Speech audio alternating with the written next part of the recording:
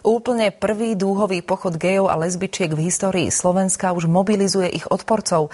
Dnes, presne týždeň pred akciou, vyjadrilo svoj nesúhlas Združenie pre ochranu rodiny, ktoré pred prezidentským palácom žiadalo Ivana Gašparoviča o pomoc pri presadzovaní zákonov na ochranu rodiny a proti perzekúciám za homofóbiu.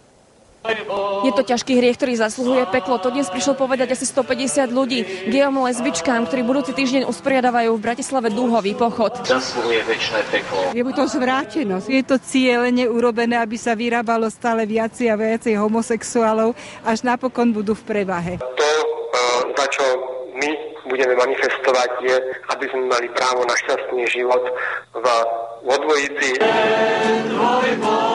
Združenie pripravilo petíciu za zákon, ktorý by zakázal okrem iného adopcie detí homosexuálnymi partnermi. Žiadame, aby na Slovensku boli prijaté zákony o ochrane manželstva, rodiny a zákon o zákaze prenasledovania za tzv. Homofóbiu. Ako môžu dve ženy alebo dvaja muži vychovávať dieťa? Deti ohrozuje šírenie tmárstva, netolerancie v spoločnosti.